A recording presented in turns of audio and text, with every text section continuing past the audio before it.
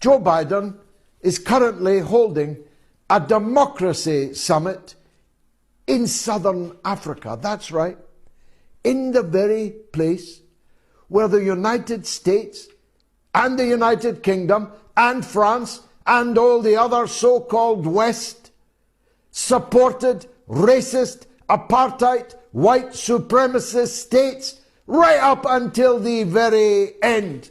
Margaret Thatcher, I was there, saw her lips move, called Nelson Mandela a common terrorist. The United States took Mandela off the terrorist list in 2008, in the 18th year of his presidency of the Republic of South Africa. And I got to thinking when I saw a very harrowing picture posted by one of my friends on Twitter earlier this evening. It's a picture that deserves to be seen far more widely. You'll find it on my Twitter feed.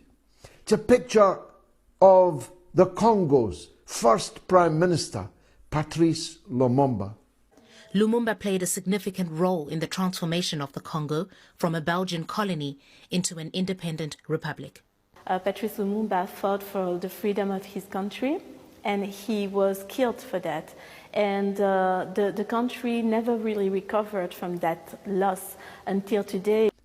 Half naked, in shackles, being pushed down aircraft steps by a Belgian military officer after his overthrow in a coup organized and executed by Britain, Belgium, and the United States of America.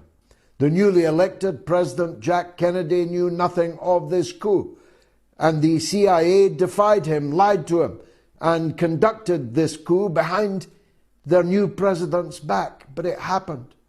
The CIA, MI6, and the hated Belgian colonist government that was finally having to leave power took this fine man, probably the greatest of all African leaders, and murdered him. They then dismembered him. They then dissolved him in acid and sent one of his teeth back to Brussels for safekeeping, for DNA. It was only returned to the Congo last year.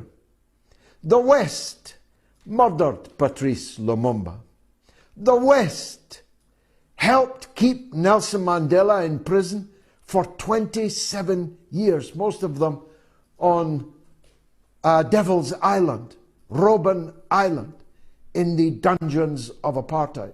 The West supported racist apartheid rule in the very southern Africa they're now holding a summit in. We have this notion that somehow if you're poor, you cannot do it. Poor kids are just as bright and just as talented as white kids.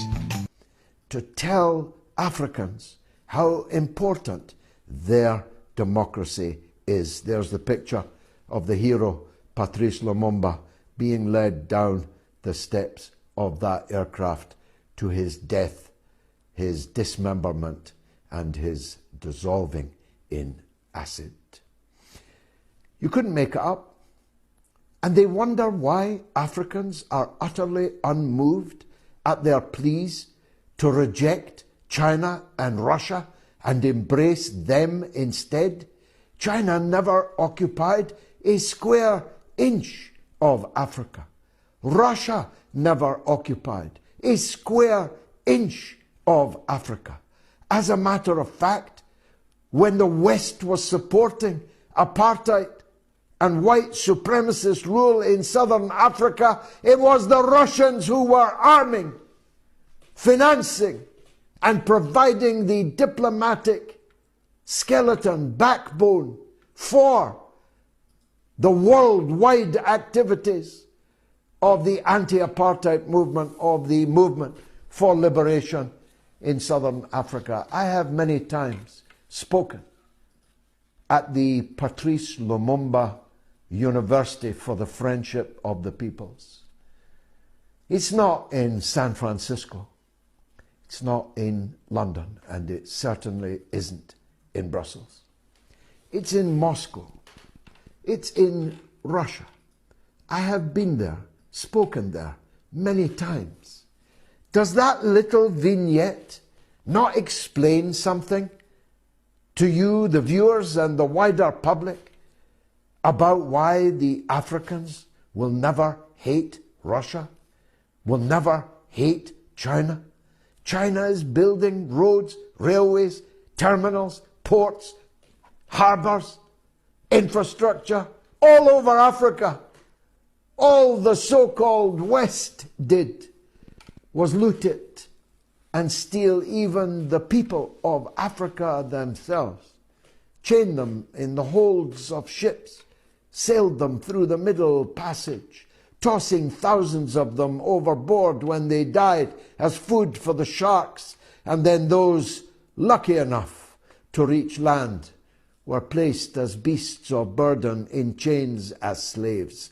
You want Africans to support you, Mr. Biden, Mr. Sunak, Miss von der Leyen, Mr. Borrell, the people you just described as the people of the jungle while you sat in your garden. How does your garden grow now, Mr. Borrell? Have you seen the streets of France?